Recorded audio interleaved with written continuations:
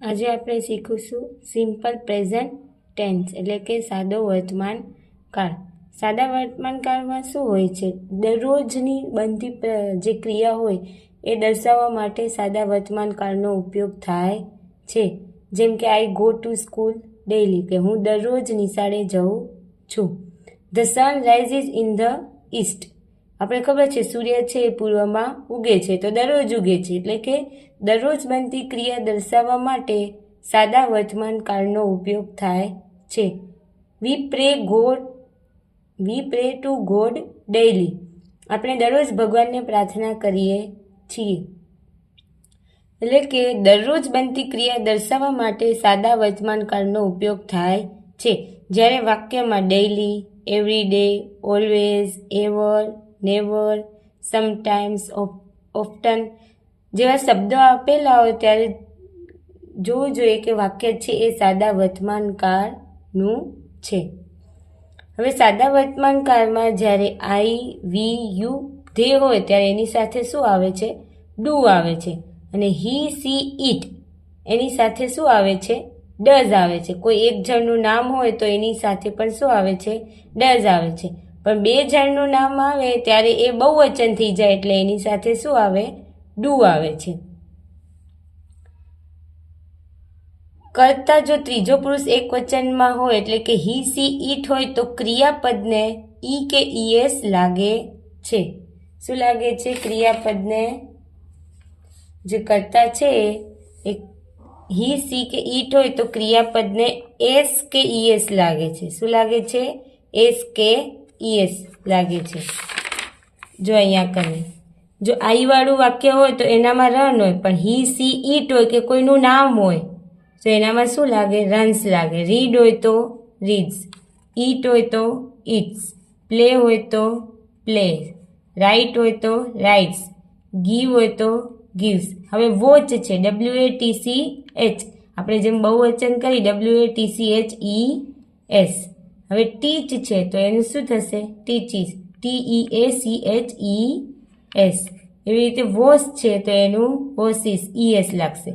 Go છે તો goes, do છે તો ડઝ, ટ્રાય છે તો વાય નીકળી જશે ને શું આવશે? IES લાગશે. ફ્રાય છે તો વાય નીકળી એની જગ્યાએ શું આવશે? IES આવશે. એટલે એ ક્યારે હોય? જ્યારે હી, સી, ઇટ આપેલું હોય અથવા તો કોઈ એકનું નામ આપેલું હોય ત્યારે જે ક્રિયાપદ છે એ આ રીતે લખાય છે. હવે અહીંયા આપેલું છે જો I go to school daily, we pray to God daily, the sun rises, જો રાઇઝિસ આમ તો રાઇઝ આવે પણ એસ લાગ્યો, ઇન ધ ઈસ્ટ. હવે એનામાં નકાર વાક્યો બનાવવાના છે. નકાર વાક્યો બનાવવામાં ડુ નોટ કે ડઝ નોટનો ઉપયોગ થાય છે. જો સિમ્પલ વાક્ય આપેલું હોય I go to school daily, we pray to God daily, તો આને આવા બધા વાક્યો એમાં નકાર વાક્યો બનાવવા માટે ડુ નોટ કે ડઝ નોટનો ઉપયોગ થાય છે. હી, સી, ઇટ સાથે શું આવે? તો આપણે આગળ જોઈ જ ગયા શું આવે? Does not. અને બાકીના બધા સાથે શું આવે? Do not. તો અહીંયા આપણે નકાર વાક્યો બનાવવાના છે તો એમાં જો આપેલું છે પહેલું અહીંયા આપણે જોઈએ, આઈ read in the morning every day. હવે આઈની જગ્યાએ શું લગાવવાનું છે? ધે લગાવવાનું. શું લગાવવાનું છે? ધે લગાવવાનું છે. તો શું આવશે નકાર વાક્યોમાં? ધે. આઈ ધે છે,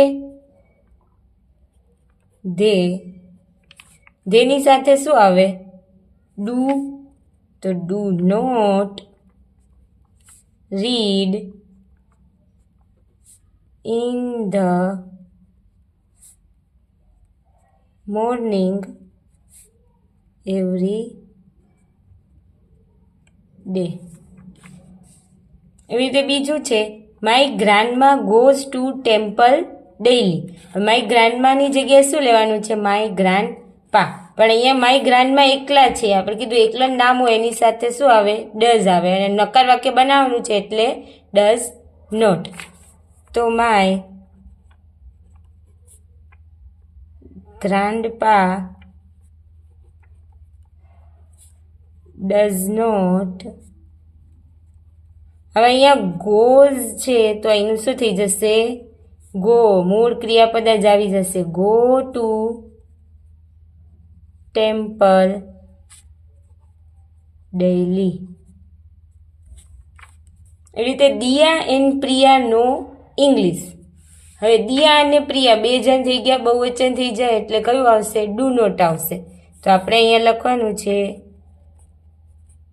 દિયા એન્ડ પ્રિયા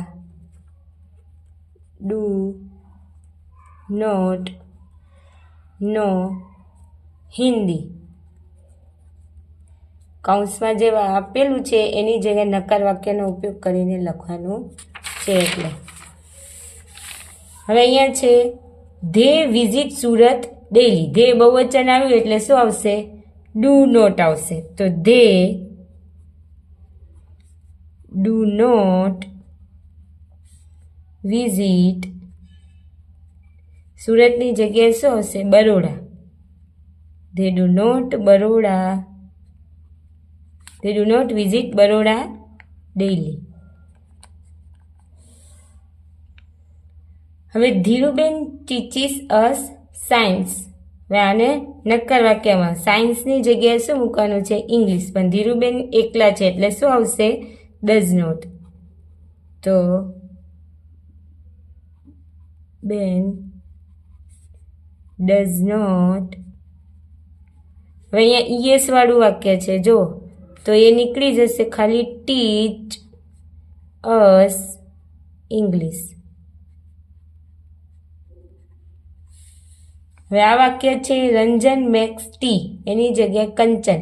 એ બનાવી અને નકાર વાક્ય કરવાનું છે. એ તમે કરી અને કમેન્ટમાં આન્સર આપજો. હવે એ જ રીતે નકાર વાક્ય હોય છે એવી રીતે આપણે શું જોઈએ? પ્રશ્ન વાક્ય બનાવો. પ્રશ્ન વાક્ય બનાવીએ તો એમાં છે પ્રશ્ન વાક્ય બનાવીએ એટલે આગળ શું આવે? ડુ ડઝ આવે અને છેલ્લે શું આવે? પ્રશ્નાર્થ ચિહ્ન. તો પેલું છે the children play cricket daily. The children play on the terrace. શું લખેલું છે? The children play on the terrace.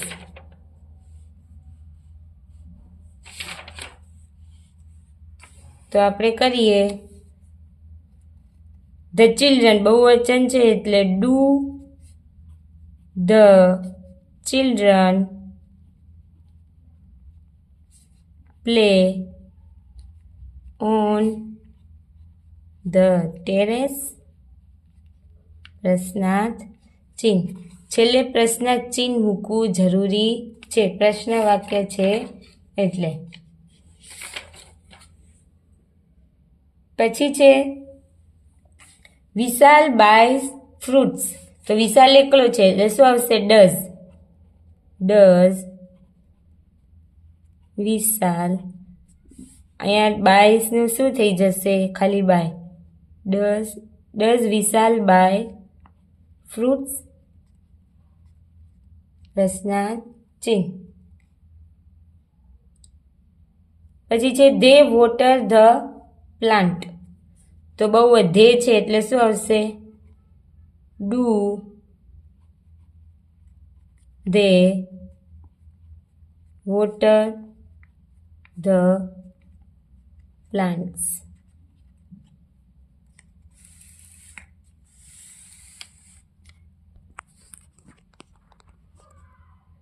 હવે રીતે છે mega phones the teacher. Mega એકલી છે એટલે ડઝ મેગા ફોન અને ES નીકળી જશે ફોન ધ ટીચર.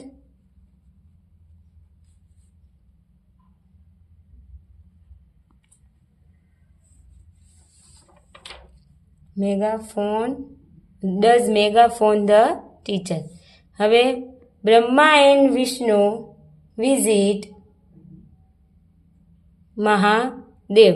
તો અહીંયા બ્રહ્મા અને વિષ્ણુ બે છે એટલે શું આવશે? ડુ બ્રહ્મા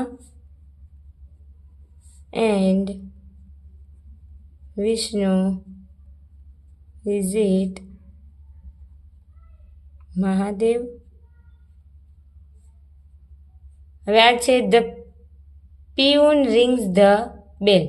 આ તમારે જાતે કરવાનું છે.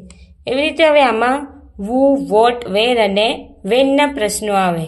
આ પ્રશ્ન છે એમાં વુથી બનાવો, વોટથી બનાવો, વેરથી બનાવો અને વેનથી બનાવે. તો આજે આપણે વુથી કઈ રીતે પ્રશ્ન બનાવવા એ શીખીશું.